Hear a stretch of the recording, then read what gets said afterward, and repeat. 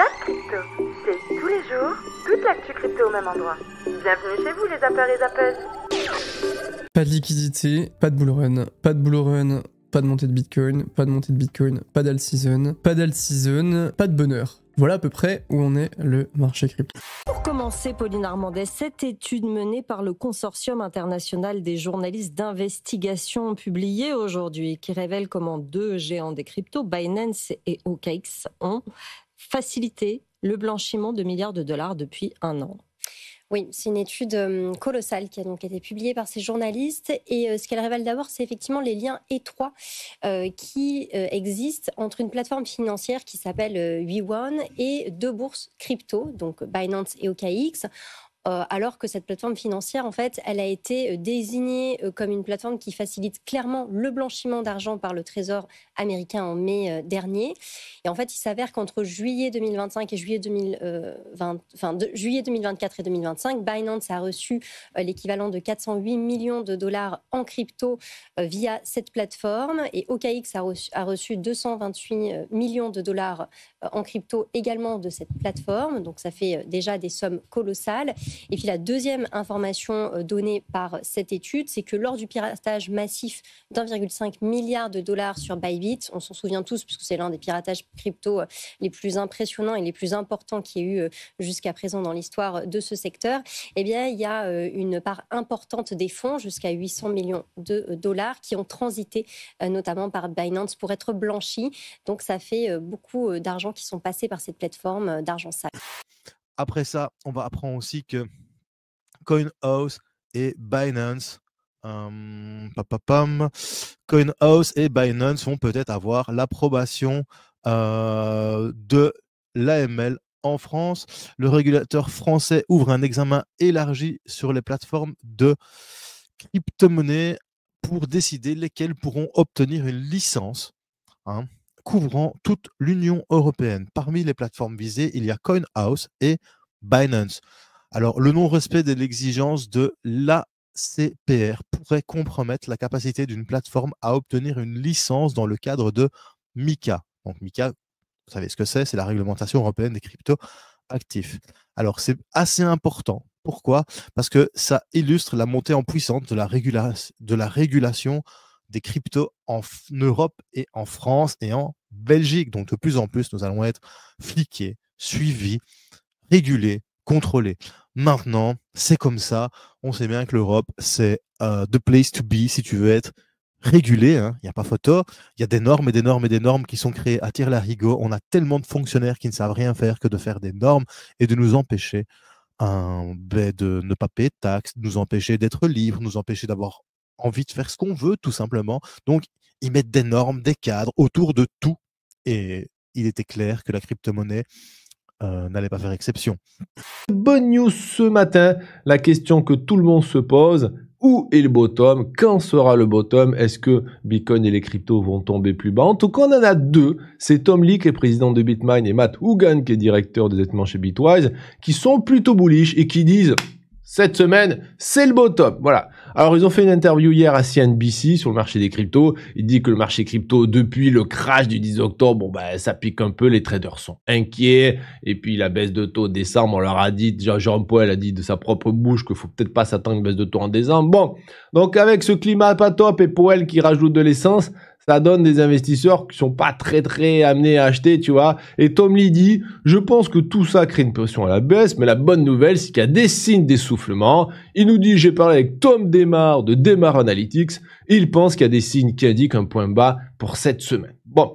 Donc, il y a pas mal d'investisseurs, de dirigeants de monnaie crypto qui mettent les facteurs baissiers sur le fait que le marché crypto tombe, sur plusieurs choses, notamment les ETF Bitcoin qui sont plutôt vendeurs en ce moment, les ventes des baleines long terme, tu sais, les OG baleines et OG Bitcoiners depuis cet été qui vendaient, l'escalade des tensions politiques aussi avec Trump qui rajoute un petit peu de poivre et du sel dans les yeux de tout le monde. Bon, tout ça fait que tout le monde est en train de pleurer. On a Matt Hougan aussi, qui est ici au milieu, et lui, il dit que il y aura un bottom cette semaine, comme Tom Lee ici qui est à droite. Alors après, c'est pas des boules de cristal. Hein. Bon, ils ont le droit de dire ce qu'ils veulent. Et il dit surtout que là, le Bitcoin à 90 000 $, c'est une opportunité générationnelle même, et c'est un cadeau pour les investisseurs long terme. Bon. Stratégie de Michael Saylor, ça faisait un moment qu'ils n'avaient pas annoncé de gros achats, de gros montants, et là ils viennent d'annoncer 800 millions de dollars, pardon. 800 millions de dollars, c'est juste assez hallucinant. 835 millions de dollars. Alors d'où vient cet argent? Vous vous rappelez, la semaine dernière, je vous ai parlé de leur levée de fonds qu'ils avaient fait plus de 700 millions de dollars auprès d'investisseurs européens avec leurs produits là, exotiques. Je sais plus, je suis perdu au niveau de nom. Le STRE, voilà. Au stream, ils ont levé du coup 715 millions de dollars auprès d'investisseurs européens. Ils ont aussi levé 130 millions de dollars avec une autre offre. Donc c'est pas en vendant des actions qu'ils ont fait ça, c'est leur coupon qui rapporte des dividendes. Et grâce à ça, ils ont acheté du BTC. Je me demandais ce qu'ils allaient faire, est-ce qu'ils allaient garder ce cash au cas où. Non. Michael Saylor vraiment en bon dégénéré, il est tout le temps en train d'acheter du BTC, en train de faire pump le BTC. Alors il a acheté à un niveau assez élevé. On parle de 102 000 $, ça a baissé depuis, mais voilà, il continue d'y croire et il atteint les 649 870 bitcoins, bientôt les 650 000 bitcoins. Ce qui est drôle, c'est que juste avant, il y avait des rumeurs comme quoi Strategy avait commencé à vendre ses BTC. Et Michael Saylor a dit non, c'est pas le cas, on continue d'acheter massivement du BTC et un jour plus tard, on a eu l'information sur les 835 millions de dollars. Donc voilà, c'est toujours... J'ai envie de croire le gars qui a le QI le plus élevé au monde, 276, donc monsieur Young-Hon Kim, qui annonce dans les 45 prochains jours un bitcoin à 220 000. Écoutez, on verra. Moi, je pense vraiment que tout est possible. J'ai envie d'y croire. J'ai mon biais bullish que j'assume. Et si le véritable héritage des cypherpunks et la volonté de Satoshi ne se limitaient pas à Bitcoin? Ce n'est pas une nouvelle crypto à la mode, mais Zcash. Un projet né du même idéal, mais avec une promesse en plus. Rendre Bitcoin vraiment privé. Impossible d'être passé à côté. La crypto ZEC vient de signer l'une des performances les plus folles de l'année. Pendant ce temps, Bitcoin et Ethereum sont en baisse. Alors que Zcash, un fork de Bitcoin boosté par une nouvelle technologie de confidentialité, vient d'exploser en quelques semaines. Il a fait ça sans ETF, sans gros partenariat, sans rien d'évident. Juste, boum, une fusée. C'est bizarre, non? Parce que la plupart du marché galère. Mais ce truc bouge comme si l'on revivait la saison des altcoins de 2017. Donc évidemment, ça a attiré mon attention. Alors, comme à mon habitude, j'ai creusé. Et je vais vous dévoiler tout ce qu'il y a à savoir sur cet événement, qui n'a rien d'un hasard. Il est peut-être même un signe de ce qui est à venir. Il faut qu'on multiplie les utilisateurs et en particulier les utilisateurs marginaux ou marginalisés. C'est pour ça aussi qu'une de mes émissions sert à faire le pont entre les bitcoiners et les travailleuses du sexe pour leur faire accepter. Moi, ça me rend, je trouve ça incroyable que on ne puisse, que si peu de TDS acceptent les cryptos. On peut payer son abonnement Pornhub en crypto, donc ça déjà c'est bien. Mais quand on fait ça, on a des utilisateurs. Moi, ce qui m'intéresse, c'est pas les promesses politiques de Ciotti qui est dans un plan com. Alors aujourd'hui les amis, on va plonger dans l'une des histoires les plus dingues que le Bitcoin ait jamais connue. Je vais pas parler d'un simple hack, je vais pas parler d'une simple arnaque, je vais pas parler d'un énième drama crypto. Pas du tout.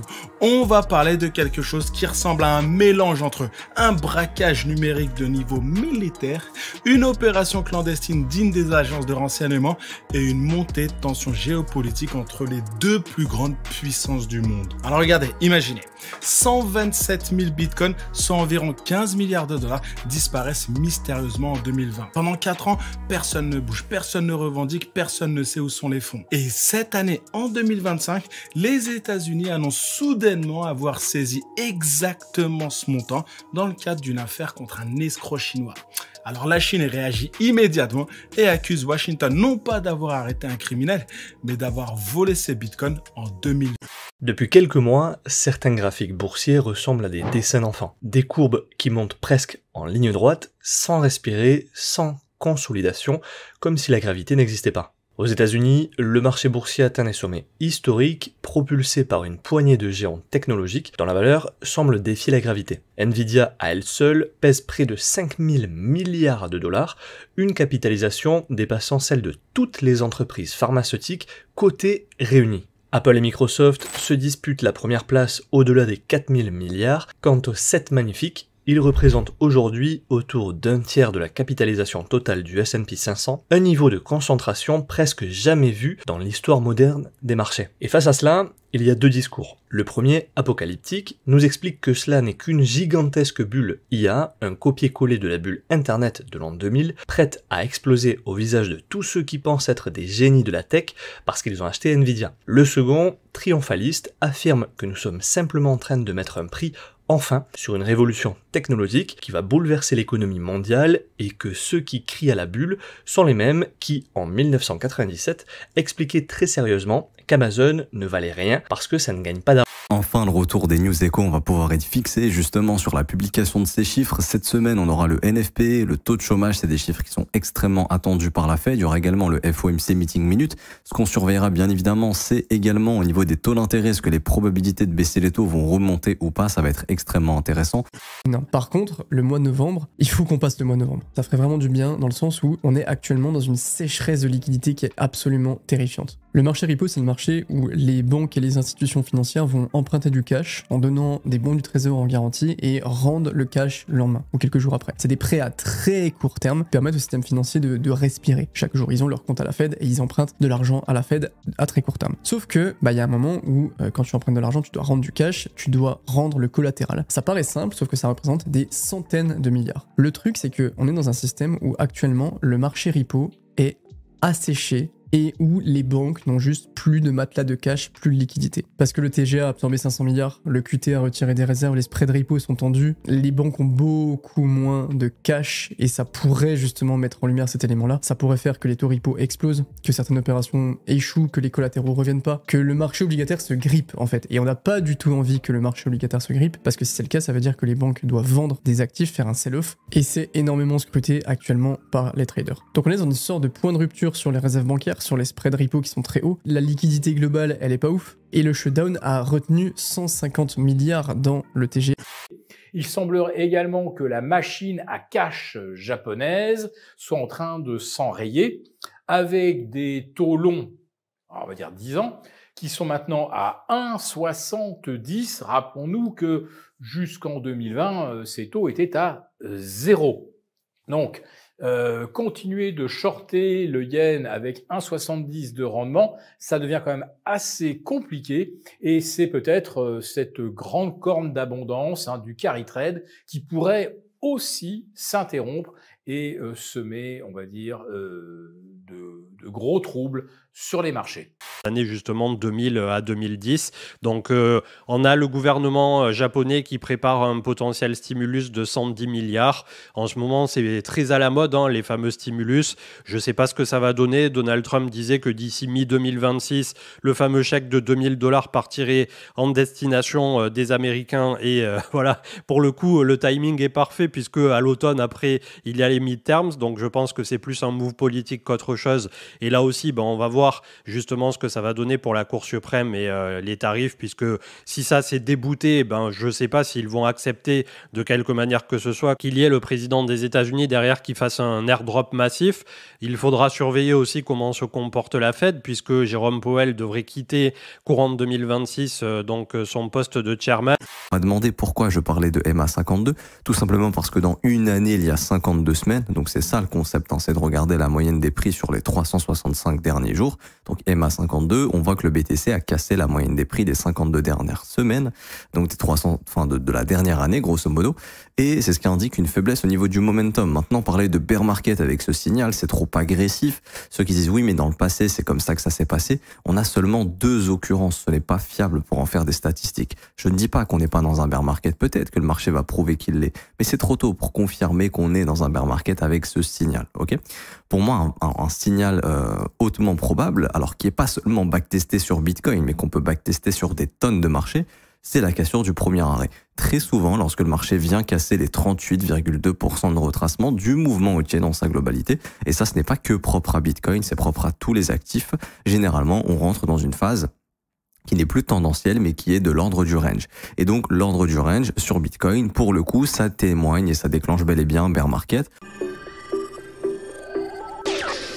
tu n'es pas rassasié, retrouve à gauche le Zap Crypto de la veille et à droite le Zap Crypto de l'année dernière, jour pour jour. Tu as trouvé une ou plusieurs actus intéressantes? Fais-le moi savoir en commentaire.